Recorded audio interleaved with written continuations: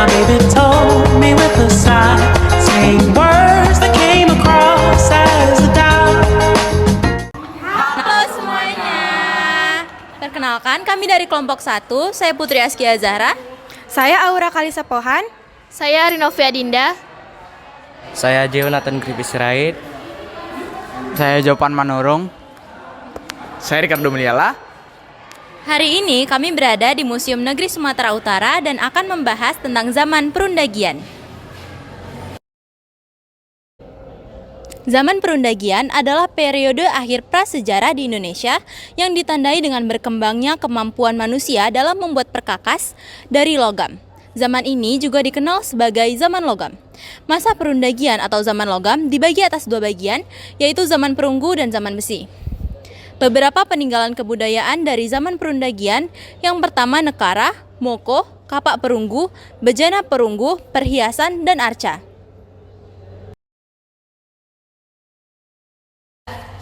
Halo teman-teman, pada zaman Perundagian terdapat peninggalan sejarah, salah satunya adalah perhiasan. Awalnya, manusia mengenal manik-manik yang berasal dari tumbuhan, hewan, dan bebatuan sebagai perhiasan. Seiring dengan pengenalan akan logam dan cara pengolahannya, masyarakat kemudian mengenal perhiasan dari logam. Dahulu Sumatera kaya akan mineral. Sumber kuno pernah dijuluki Sumatera sebagai pulau emas atau Swarda Dipa. Besi, tembaga, dan perunggu merupakan logam yang paling dini digunakan di Indonesia. Setelah perunggu ditemukan, muncul pula bahan lainnya, yaitu kuningan yang merupakan hasil campuran tembaga dari seng. Namun, ada beberapa perhiasan yang menggunakan bahan baku selain logam, misalnya gading dan kayu.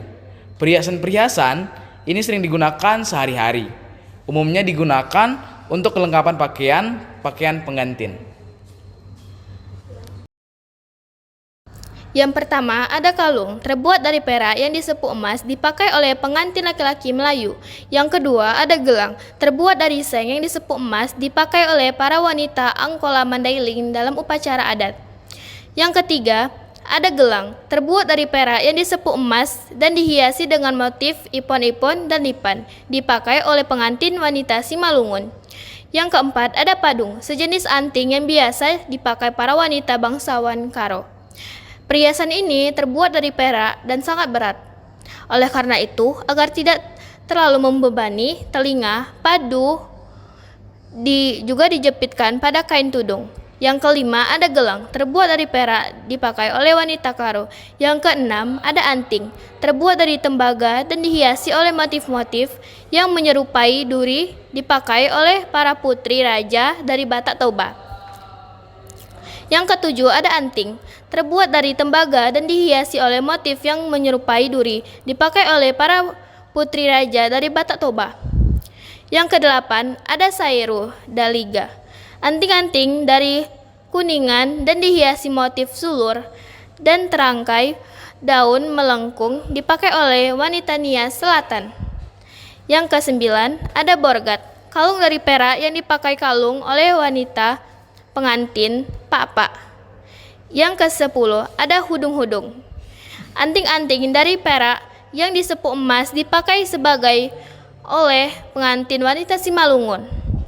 Yang ke-11, ada gelang tangkai terbuat dari rotan, dianggap dapat merangkai kekuatan jahat oleh etnik Batak Toba. Yang ke-12, ada bros terbuat dari perak dan yang sepuk emas dipakai oleh pengantin wanita Melayu. Yang ke-13, ada cincin tapak Raja Sulaiman terbuat dari perak yang disepuk emas dipakai oleh wanita Karo. Selanjutnya ada kalabubu.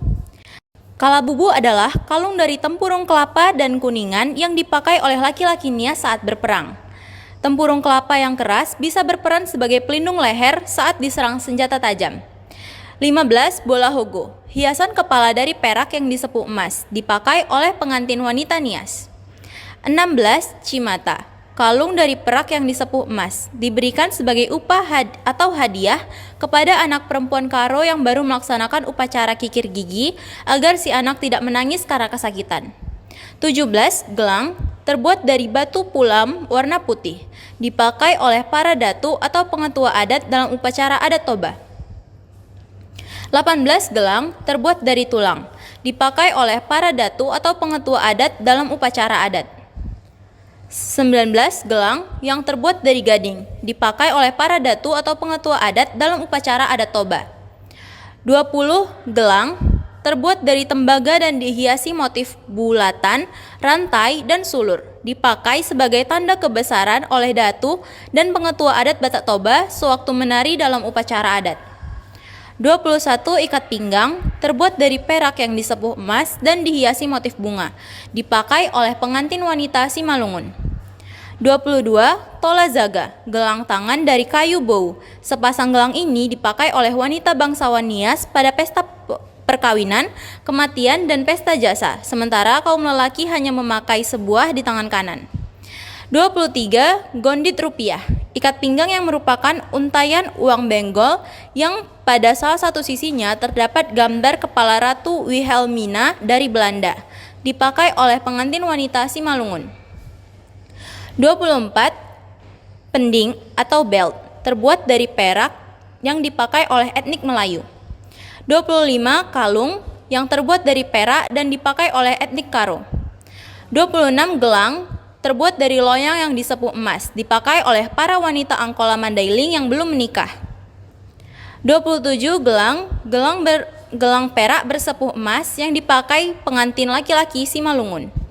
28. Gelang yang terbuat dari tembaga dan dipakai oleh para datu atau pengetua adat Batak Toba dalam upacara.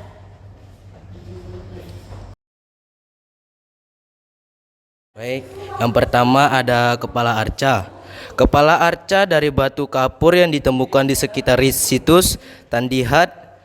Arca ini sulit diidentifikasi karena atributnya sudah tidak dapat dijumpai lagi. Yang kedua ada kepala arca. Kepala arca yang ditemukan di Biara Bahal, bagian wajah sudah aus, rambut terlihat ikal dan diikat dengan menggunakan pita. Arca ini sulit diidentifikasi karena atributnya sudah tidak dapat dijumpai lagi.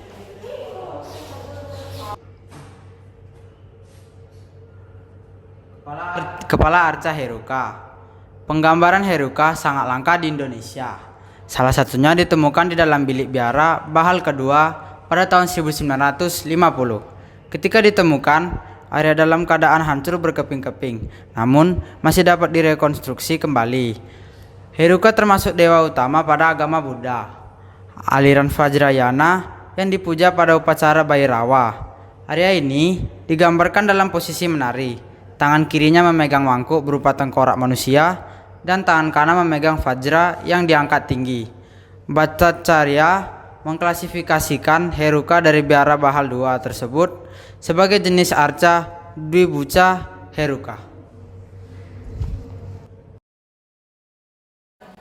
Halo teman-teman, di sini ada artefak perunggu yang dimana ada mata pancing, gelang, dan kapak perunggu yang merupakan peninggalan dari masa perundegian ketika masyarakat Indonesia mulai diperkenalkan dengan logam yang ditemukan di Bekasi dan di Jawa.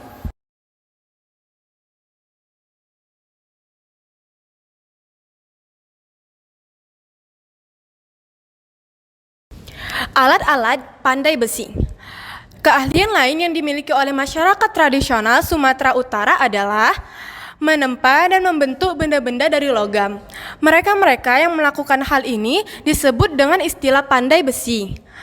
Berbagai benda dihasilkan oleh pandai besi seperti senjata dan peralatan pertanian maupun berkebunan. Contohnya adalah ada cupit yang sedang dipegang oleh orang ini, ada landasan, ada sekop, ada cupit, lalu ada pelubang besi, ada penarik arang, dan puputan. Nah, itu tadi penjelasan dari kami tentang zaman perundagian. Terima kasih sudah menonton. Bye-bye.